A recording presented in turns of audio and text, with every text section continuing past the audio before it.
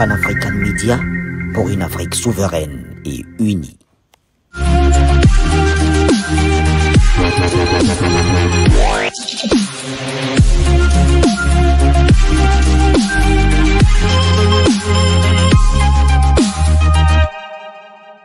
Conformément à son ferme engagement pour une démocratie basée sur la transparence et le respect des règles républicaines, le président de la République, chef de l'État, chef du gouvernement, son Excellence Brice Clotaire Oligui Nguema, nous a fortement rappelé lors d'une communication le 23 août dernier l'exigence et l'obligation d'exemplarité, de discipline, de crédibilité et de rigueur dans la conduite du processus électoral pour les élections libres et apaisées.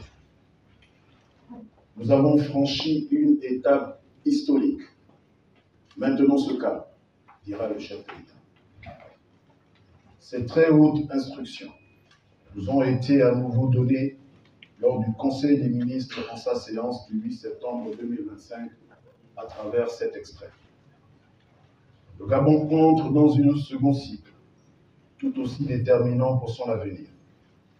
La mise en place de la première législature de la Ve République est une étape fondatrice pour la consolidation de nos institutions et les collectivités locales doivent être des leviers de développement au service des territoires.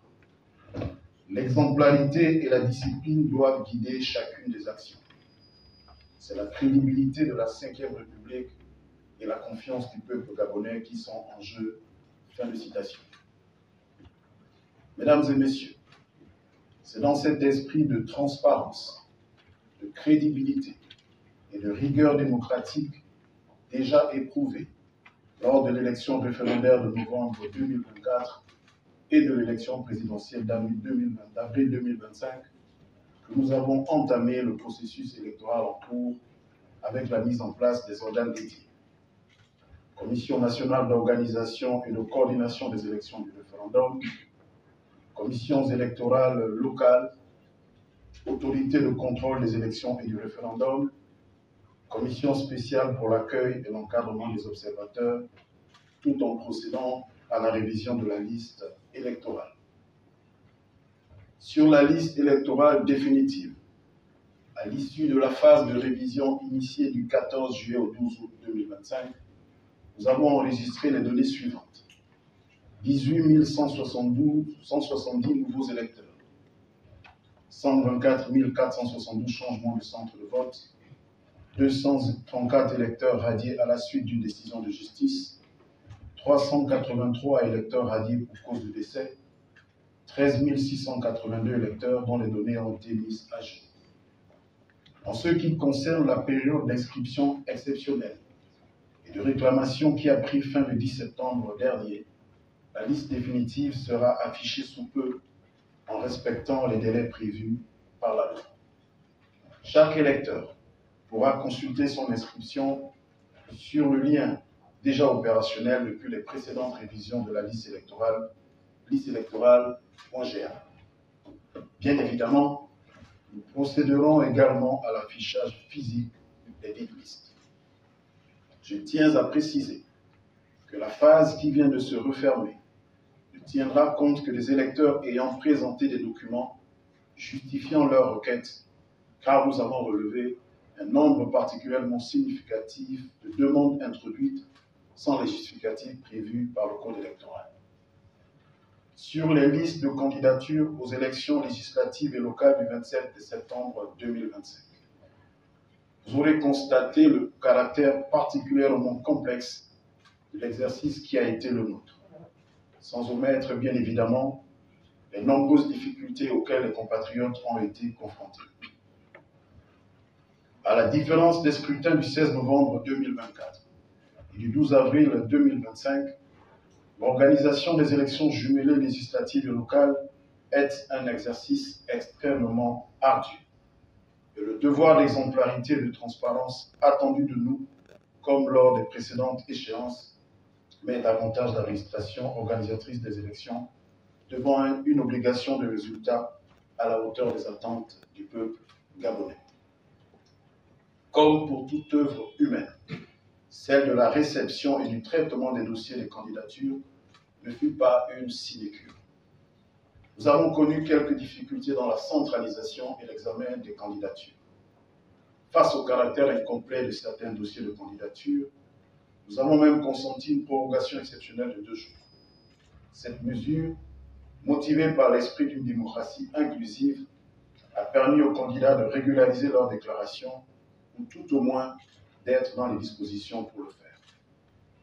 Jamais de mémoire de Gabonais, une élection n'aura connu pareil engouement au niveau des déclarations de candidature. À l'issue des décisions rendues par les juridictions, cours constitutionnels et tribunaux administratifs, saisis des contentieux de candidature, je voudrais partager quelques chiffres. Pour les 145 sièges de députés à pourvoir, nous avons validé plus de 800 candidatures, soit plus de 1600 dossiers en tenant compte des suppléants. Pour les 3078 sièges de conseillers locaux à pourvoir, nous avons validé plus de 18 000 candidatures. Dans le détail, ce sont 972 conseillers départementaux, 1423 conseillers municipaux et 683 conseillers d'arrondissement. Vous avez donc une idée de l'important volume de travail qui aura été le nôtre. Je passe sous silence les longues heures, de jour comme de nuit, de mobilisation des équipes, tant au niveau des commissions locales qu'au sein de la CNOSER et dans les services du ministère de l'Intérieur.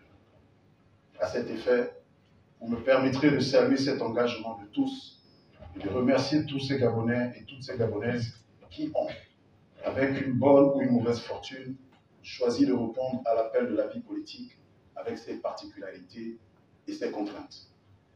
Je salue votre patience, votre compréhension et votre foi dans notre capacité à tous de relever ensemble le défi de la consolidation démocratique de notre pays. Eu égard à ce qui précède, et sur un plan plus pratique et opérationnel, nous avons procédé, compte tenu du nombre important de candidats dans certains sièges, à des aménagements de certains bureaux de vote afin d'accueillir aussi bien les scrutateurs que les représentants de candidats, les observateurs et les représentants de la SER.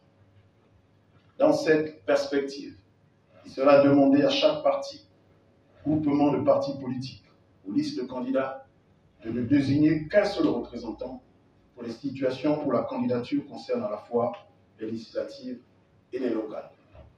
De même, le parcours de l'électeur dans un bureau de vote sera organisé pour permettre une entrée simultanée de 2 électeurs. Le premier suivant le circuit élection législative et le second le circuit élection locale. Une fois le vote accompli et la signature sur la table d'émargement effectuée, les 2 électeurs inverseraient leur parcours. En illustration, nous aurons les étapes suivantes. Première étape, table de vérification de l'identité de l'électeur.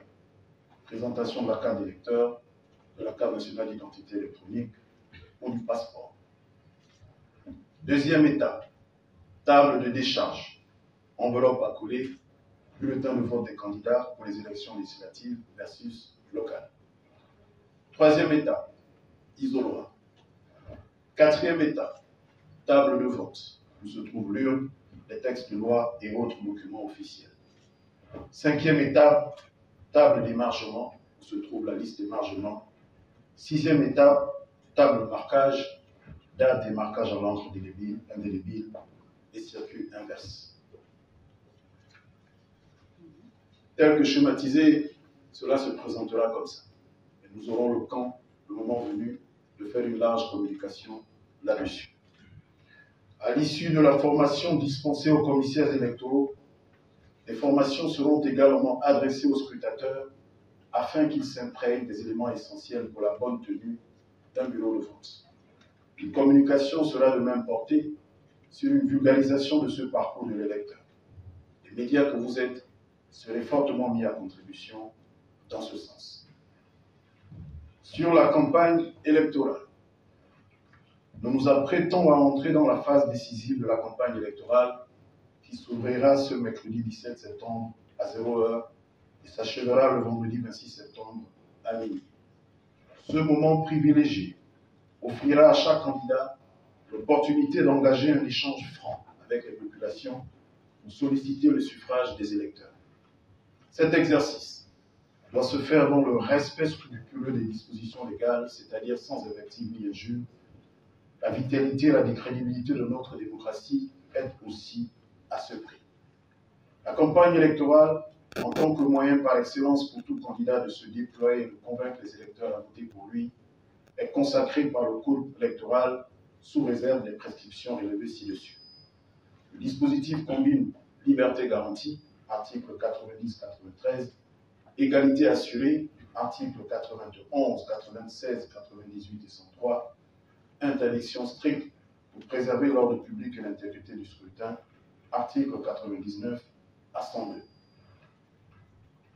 Je rappelle que le code électoral prévoit de sanctionner toute incitation à la violence et aux troubles à l'ordre public, ainsi que toute entrave par des procédés divers à la liberté d'aller et venir des candidats, ainsi que la conduite de la campagne. Au titre des discours et actes prohibés par le code électoral en son article 102, figure notamment l'interdiction de campagne, affiches, harangues, profession de foi à caractère séditieux, diffamatoire ou injurieux, à caractère régionaliste, ethnique, racial ou sexiste, incitant à la désobéissance civile, à la violence, à la fraude, à la corruption. Mesdames et messieurs, la portée de ces élections est considérable. Elles permettront l'installation de la première Assemblée nationale de la Ve République et le renouvellement des conseils locaux, socle de la démocratie de proximité et instrument de la gouvernance territoriale.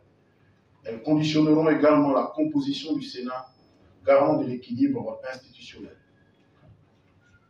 Le 27 septembre 2025 engage donc pleinement l'avenir politique, institutionnel et social de notre pays. Pour assurer une transparence totale, conformément au code électoral, et comme cela fut fait lors de l'élection présidentielle, le dépouillement se déroulera bureau de vote par bureau de vote, en présence des représentants des partis, des candidats, des médias, ainsi que des missions d'observation électorale. À ce jour, ce sont près de 1500 observateurs électoraux déjà enregistrés. Une nuit électorale sera organisée afin de garantir une diffusion continue et publique des résultats provisoires. Mesdames et messieurs, vous le constatez aisément, les standards sont assez robustes pour que nous puissions, au soir du 27 septembre 2025, apprécier tous ensemble le niveau de transparence et de crédibilité atteint par notre démocratie.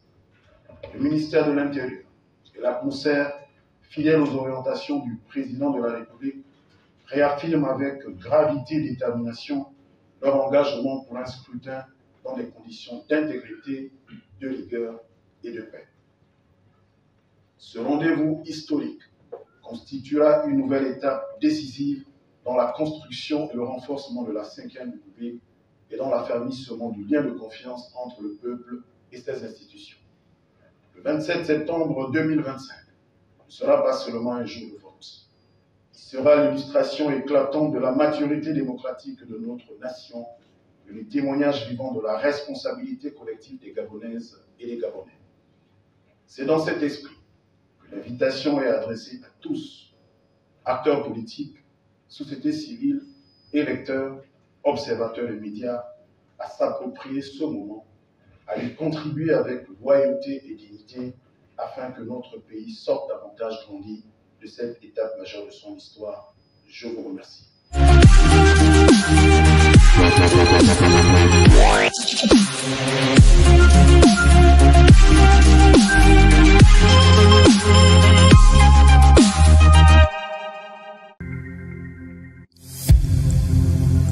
Pan-African Media pour une Afrique souveraine et unie.